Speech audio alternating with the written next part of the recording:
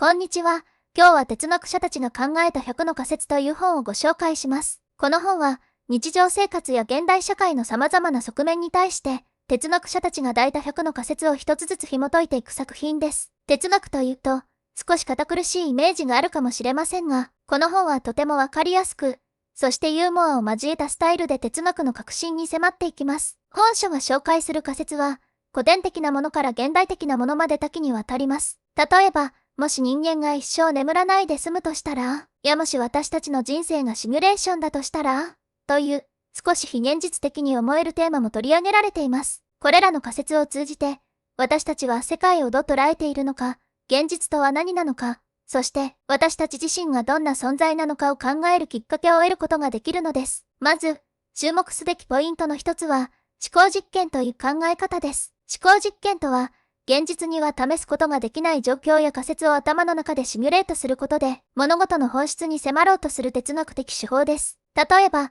デカルトが提示した我が思う、故に我がありも、思考実験の一つとして挙げられます。彼は、すべてを疑った結果、自分が疑っているという事実そのものが、自分の存在を証明していると結論付けました。このように、哲学者たちは、現実の制約を超えた過程を用いて、深い真理を探求してきました。本書に登場する100の仮説も、まさにこの思考実験の集大成とも言えます。各仮説は、私たちが普段考えもしないようなことを問いかける一方で、その問いを通じて日常の見方が大きく変わるきっかけを与えてくれます。例えば、テセウスの船という有名な仮説を取り上げてみましょう。この仮説では、古代ギリシャの英雄テセウスが乗っていた船が、時間の経過とともに少しずつ修理され、最終的には全ての部品が新しいものに置き換えられたと仮定します。では、全ての部品が新しくなったその船は、果たしてテセウスの船と呼べるのでしょうか？もしイエスと答えたなら、同じ部品を使って再度もう一隻の船を作った場合、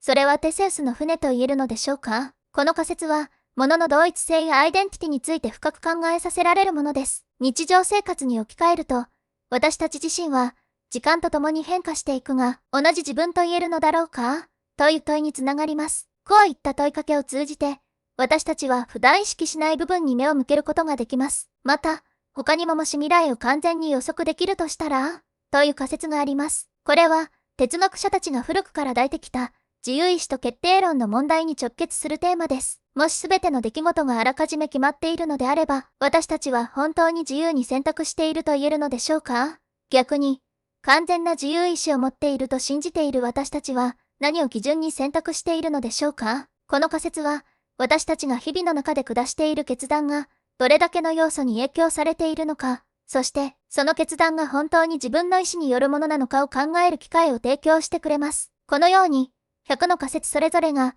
日常生活に新しい視点をもたらしてくれるのです。もう一つ興味深い仮説として、もし全ての人間が他人の考えを読めるようになったらというものがあります。この状況を想像すると、非常に興味深い結果が待っていそうです。人間関係はどのように変わるでしょうか？すべての秘密が暴かれる世界で、私たちは他者とどのように関わるのでしょうか？人間関係において、互いに隠し事がなくなったとしたら、私たちは本当の意味で自由になれるのでしょうか？この仮説は、私たちの社会やコミュニケーションのあり方について考えさせられるテーマです。他者との関係性を築くためには、一定のプライバシーや秘密が必要である一方で、他人の気持ちや考えを理解する能力があれば、より良い関係を築けるのではないか、という相反する問題が浮かび上がります。さらに、もし人間が永遠に生き続けられるとしたら、という仮説も非常に興味深いです。多くの人が不老不死を夢見ますが、実際に永遠の命を手に入れた場合、私たちの生き方や価値観はどう変わるのでしょうか？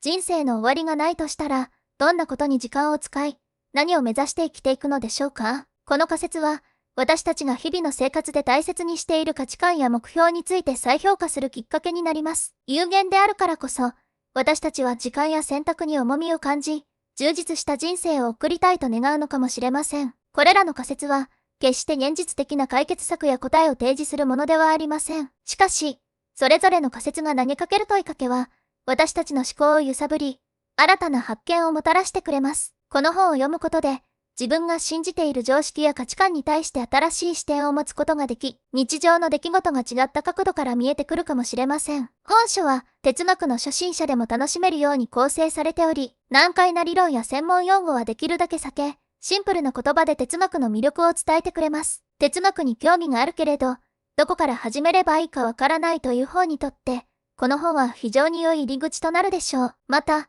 日常の中でふと考えさせられるようなテーマに触れることで、あなた自身の価値観や考え方にも変化が起こるかもしれません。さて、前半では哲学者たちが考えた100の仮説の中からいくつかの仮説を紹介し、その哲学的な意義や私たちの日常にどのように影響を与えるかを考えてみました。ここからは、さらに深くこの本に込められたメッセージを探っていきましょう。まず、この本の中で共通しているのは問いを持つことの重要性です。私たちは日常の中で自分の価値観や考え方に慣れてしまい、無意識に物事を判断することが多いです。しかし、この本に出てくる仮説は、そうした当たり前を揺さぶり、私たちに新しい問いを投げかけてきます。哲学とは、疑問を持つことから始まります。すべての前提を一度疑い、再考することで、真実に近づこうとするのです。例えば、もしすべての人が全く同じ能力を持っていたら、社会はどうなるかという仮説は、平等や公平についての根本的な問いを提起します。全員が同じ能力を持つことが理想的な社会と考えられるかもしれませんが、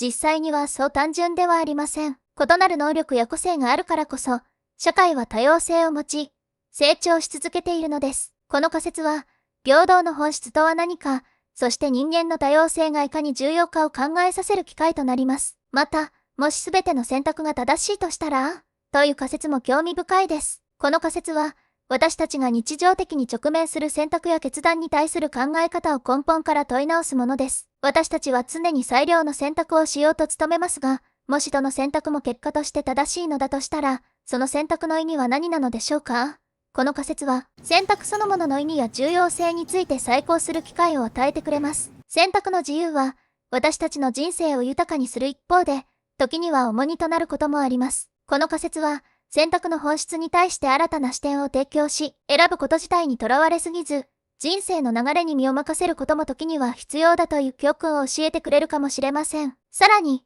もし全ての人が永遠に若いままでいられるとしたら、という仮説は、老化や寿命について考えさせられるテーマです。私たちは年齢を重ねるごとに、時間の流れを意識し、人生において何が本当に大切かを考えるようになります。もし、永遠に若さを保つことができるならば、私たちはどのように人生を送り、どのような価値観を持つのでしょうか？この仮説を通じて、時間の有限性がいかに私たちの人生に意味を与えているかを理解できます。限られた時間の中で、私たちは何を選び、何に価値を見出すかが、人生の意義を左右しているのです。これらの仮説は、単なる思考の遊びではなく、私たちが日常で考えるべき大切なテーマに向き合うためのツールとして役立ちます。本書の最大の魅力は、こうした思考の自由度を広げてくれる点です。普段の生活の中では考えもしないような問いかけが、私たちの固定観念を揺さぶり、世界の見方を新たにするきっかけを与えてくれます。また、この本は、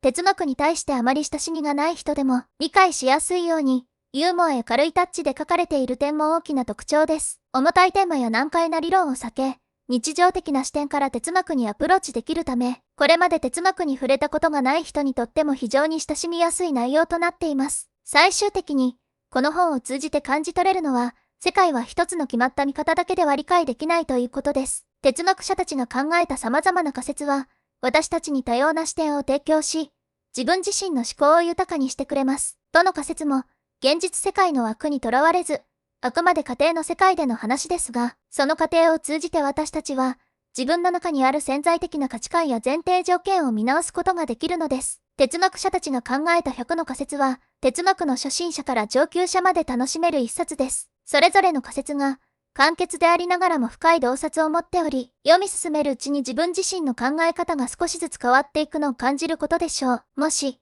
あなたがこの本に少しでも興味を持ったなら、ぜひ手に取ってみてください。この本は、単なる考えることの楽しさを教えてくれるだけでなく、私たちの日常生活に新しい視点をもたらし、より深い理解と洞察を与えてくれるでしょう。哲学的な問いを通して、これまで見えていなかった世界の一面が明らかになるかもしれません。ぜひ、この本を読んで、自分自身の思考を広げてみてください。新しい発見があなたを待っています。